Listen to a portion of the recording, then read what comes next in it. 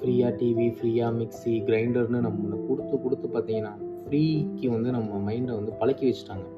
ஒரு tech expo நடக்குது, அங்கே ஆப்பர்ச்சுனிட்டிஸ் இருக்குது, நிறைய ஐடியாஸ் இருக்குது, ஜாப் ஹண்ட் பண்ணலாம், ஆப்பர்ச்சுனிட்டிஸ் அவ்வளோ இருக்குது. பட் நம்ம ஆளுங்க மோஸ்ட்லி வந்து பார்க்குறது என்னன்னு கேட்டிங்கன்னா, எந்த ஸ்டாலில் பெரிய கிஃப்ட் பேக் கொடுக்குறாங்க, எந்த ஸ்டாலில் ஃப்ளாஷ் ட்ரைவ் கொடுக்குறாங்க, இது மட்டும்தான் மைண்டில் இருக்குது. தேடி போய் கேட்டு வாங்குறாங்க. கொடுக்காதவங்கள்ட்ட கூட எனக்கு இல்லையா அப்படின்னு கூச்சமே இல்லாமல் சிரிச்சுட்டு கேட்குறாங்க.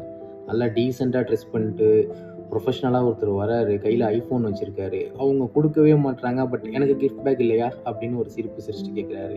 அவங்களும் இல்லைன்னு சொல்லிட்டு இவர் போனப்புறம் இவர் பின்னாடி சிரிக்கிறாங்க, கேட்குறாங்க. இது நம்ம ஆளுங்க மட்டும் தான் பண்ணுறாங்களான்னா எல்லா நேஷ்னாலிட்டிஸுமே பண்ணுறாங்க. பட் அதிகமாக பண்ணுறது நம்மளால தான்.